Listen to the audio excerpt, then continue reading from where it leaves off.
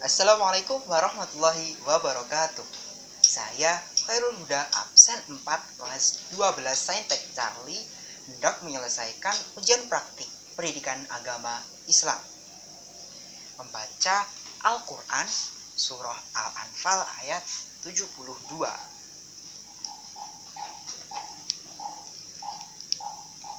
A'udzu billahi minasyaitonir rajim. Bismillahirrahmanirrahim. Innal ladzina amanu wa hajaru wa jahadu bi amwalihim wa anfusihim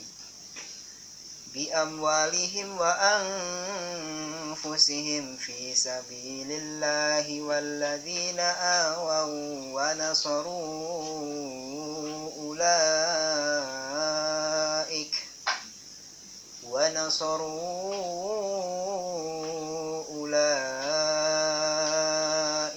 ba'duhum awliya'u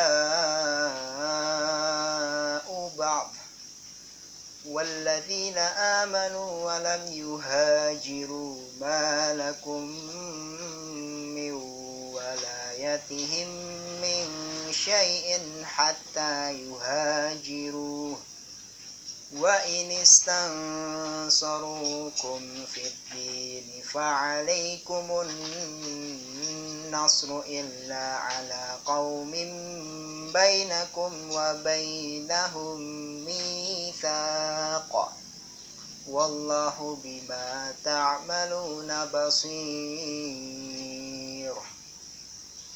Quran Surah Al-Hujurat ayat 10.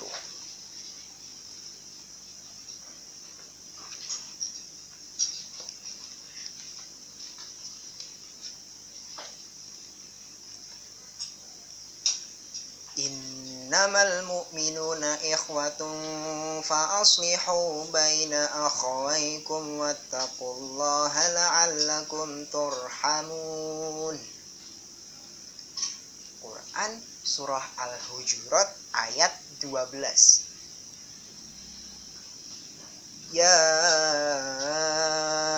ayyuhalladzina amanu jtanibu katsiran minadh-dhann inna ba'dadh-dhanni ithmun wa la tajassasu wa la yaghtab ba'dukum ba'dah ayuhibbu ahadukum an ya'kula lahma akhihi maytan fakarihtumuh wattaqullaha innallaha tawwabur rahim. Shadaqallahul azim. Selanjutnya khutbah Jumat.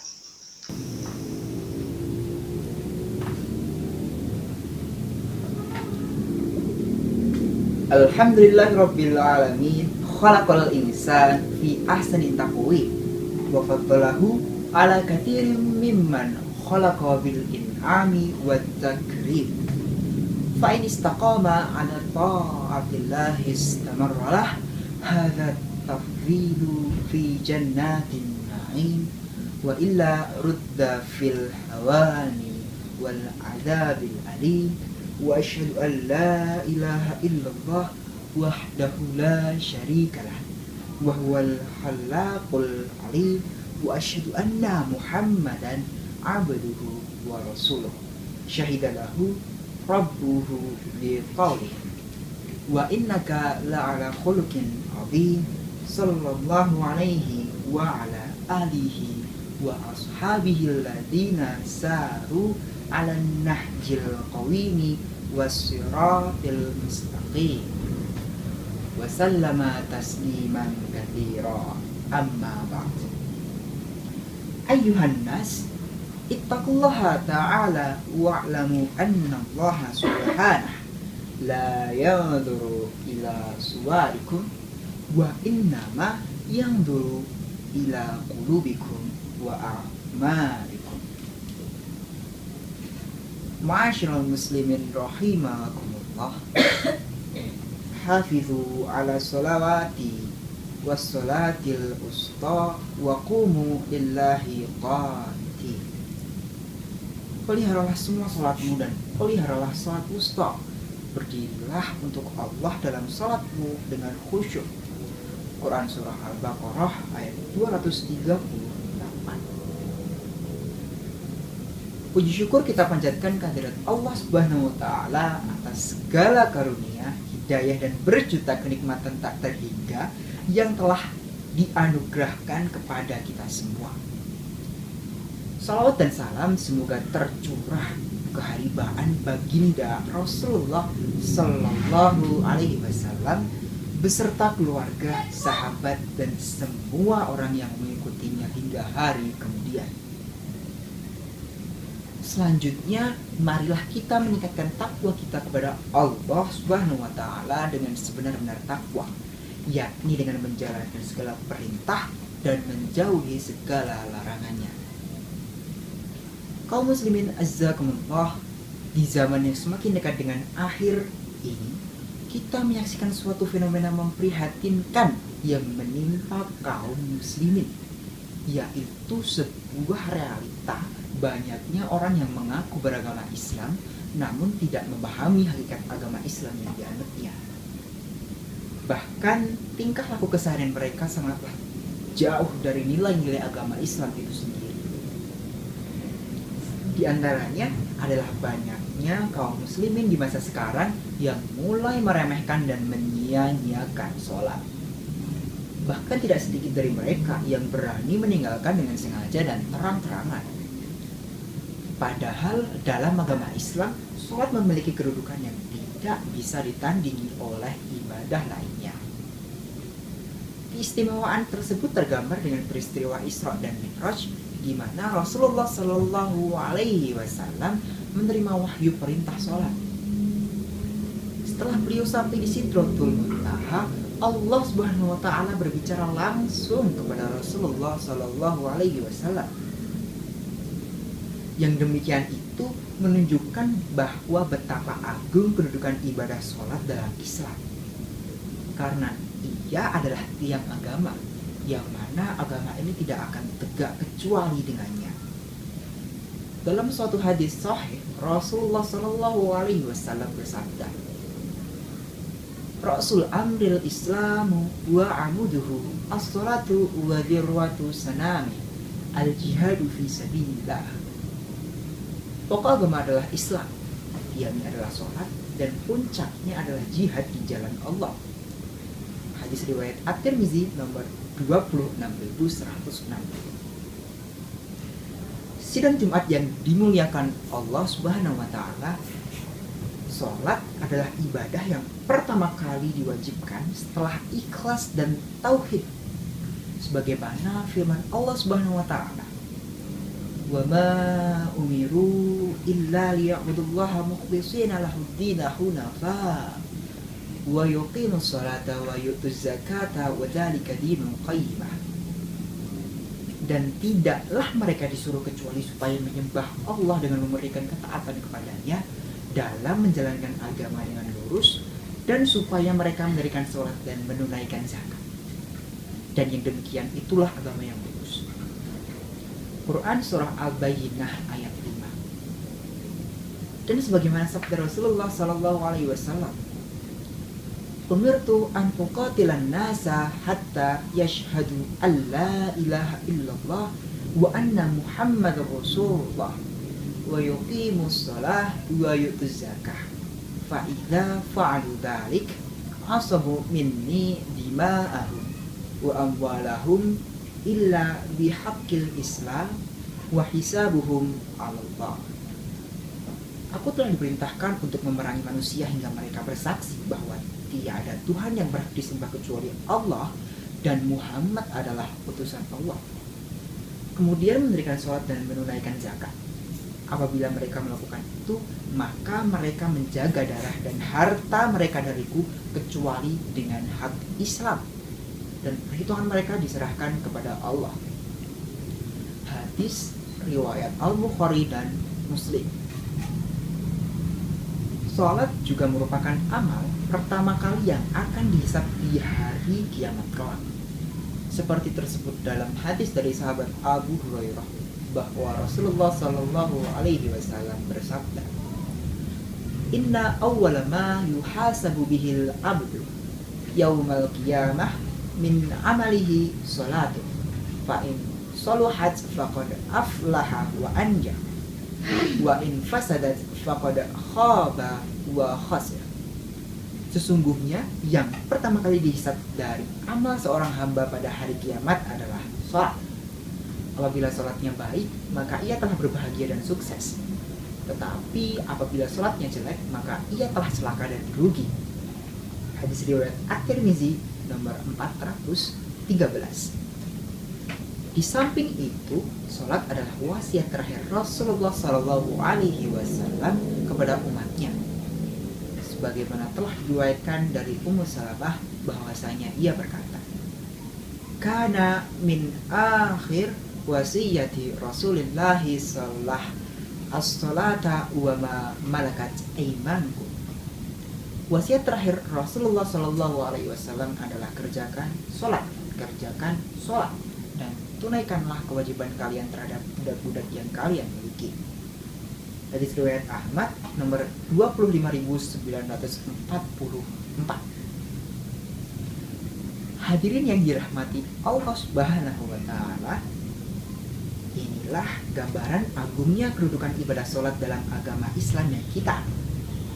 Al-Quran dan Sunnah yang sahih memberikan ancaman keras bagi orang yang meninggalkan sholat. Dalam surat Al-Muddatsir ayat 42 sampai 43, Allah Subhanahu wa taala berfirman, "Ma salakakum fi saqar? Qalu lan naku minal musallin." Apakah yang memasukkan kamu ke dalam sakor? Mereka menjawab, kami dahulu di dunia tidak termasuk orang-orang yang mengerjakan sholat.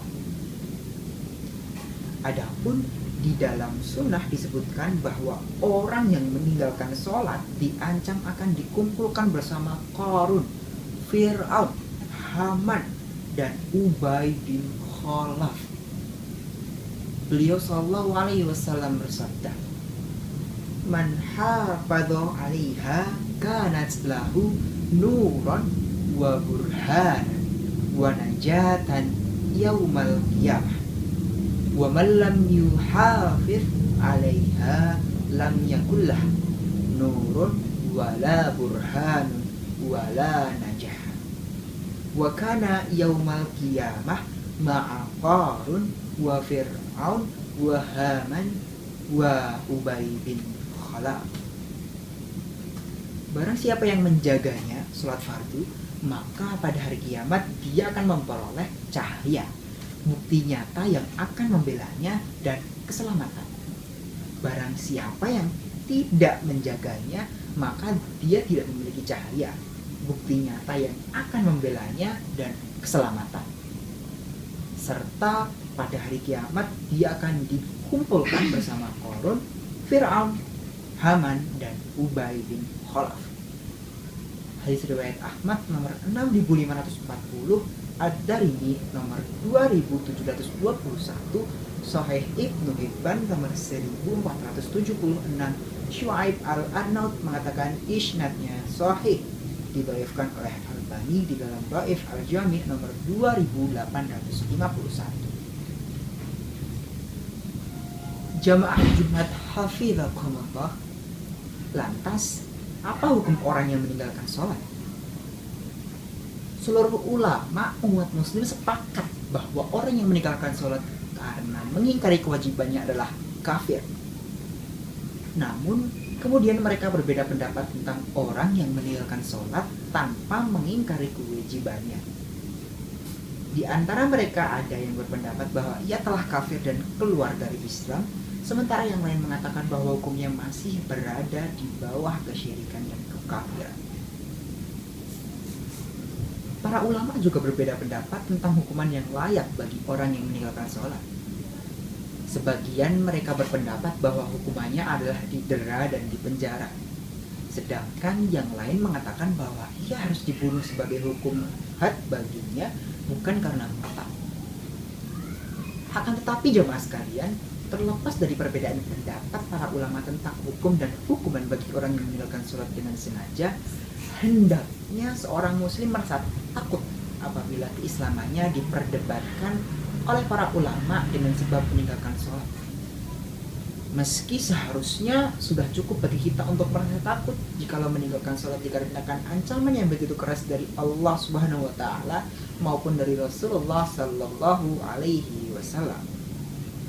Sehingga Ibnu Qayyim berkata, orang yang meninggalkan sholat telah berbuat dosa besar daripada berzina, mencuri dan minum khamar. Orang yang meninggalkan sholat akan dapat hukuman dan kemurkaan Allah di dunia dan akhirat. Kitab As-Shalah wa Hukmu Tarikiha halaman 9. Sholat adalah kebutuhan batin seorang hamba, layaknya makan dan minum sebagai kebutuhan lahirnya. Sehari saja manusia tidak makan, maka badannya akan terasa lemas dan tidak berdaya. Makan adalah hajat manusia dan menopang kesehatan badannya. Kebutuhan jasmani terhadap makanan harus dipenuhi, sebagaimana kesehatan rohani juga harus dipenuhi. Kebutuhan hati kita harus dipenuhi dengan banyak berzikir kepada Allah Subhanahu wa taala, dan diantaranya adalah dengan mengerjakan salat. Hadirin rahimakumullah, perhatikanlah orang-orang yang tidak sholat. Hidupnya tidak mengalami ketenangan. Meskipun secara lahiriah hidupnya kaya raya dan memiliki harta berlimpah, namun mereka sama sekali tidak mengalami ketenangan dan tidak juga kenyamanan. Berbeda dengan orang yang sholat. Ia merasa tenang dan bahagia. Melaksanakan sholat dapat menenangkan hati, karena di dalam sholat mengandung zikrullah, mengingat Allah, dan itu membawa kepada ketenangan batin.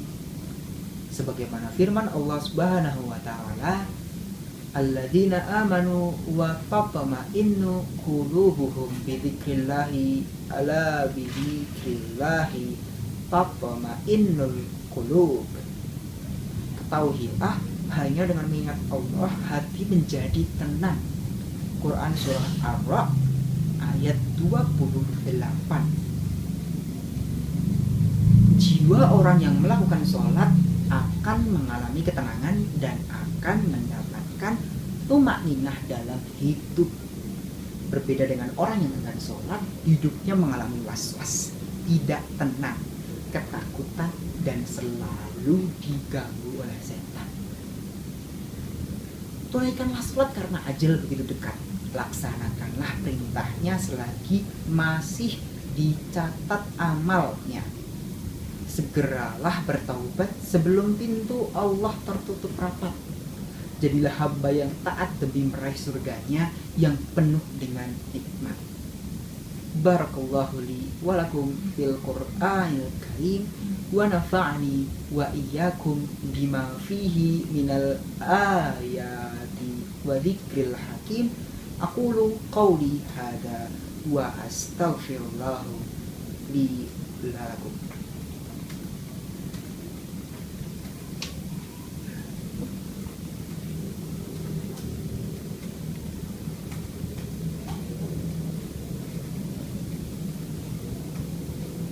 Innal hamdalillah nahmaduhu wa nasta'inuhu wa nastaghfiruh wa na'udzu billahi min syururi anfusina wa sayyiati a'malina may yahdihillahu fala mudilla lahu wa may yudlil fala hadiya lahu.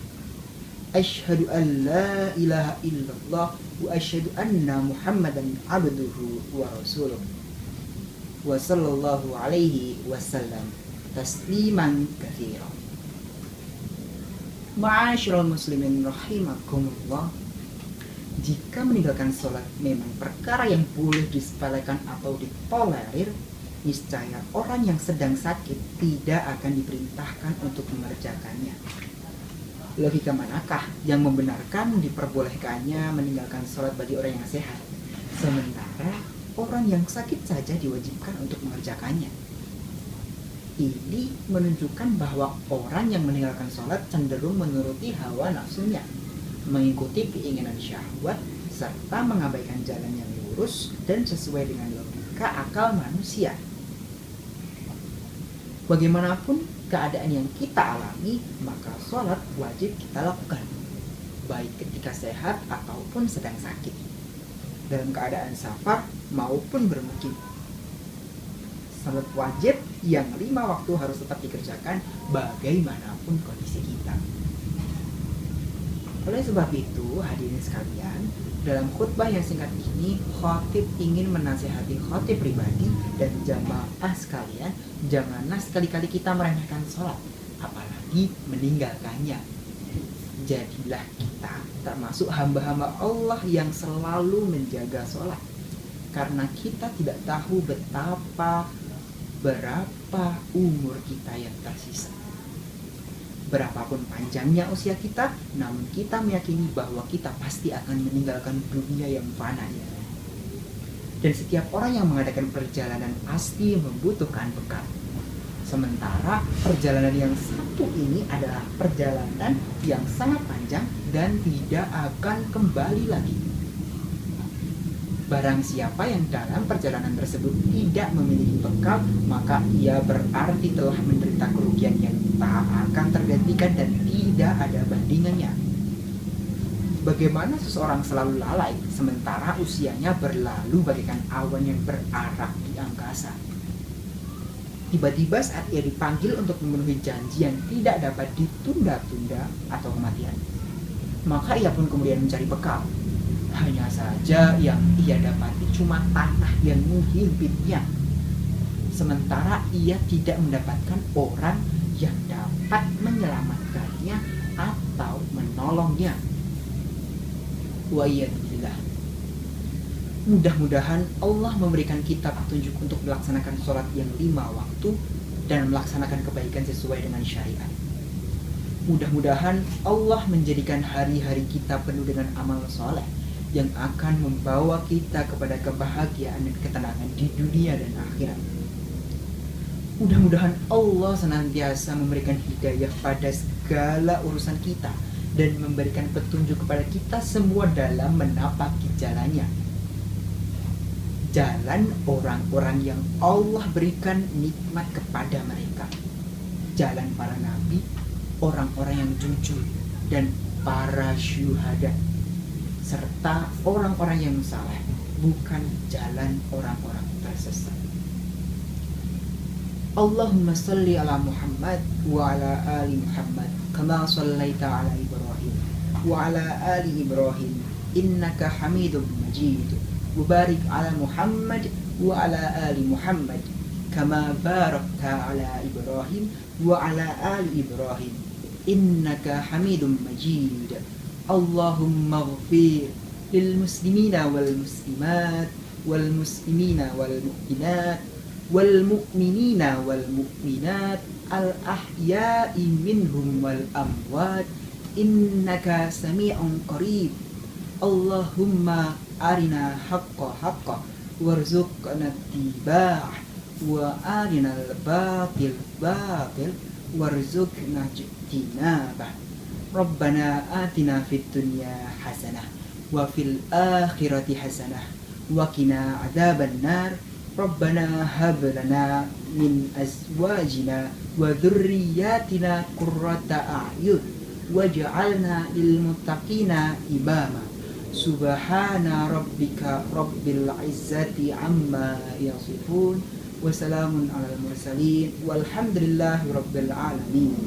Sallallahu ala Muhammadin wa ala alihi wa sahbihi wasallam. Wa aqimis shalah. Terima kasih. Wassalamualaikum warahmatullahi wabarakatuh.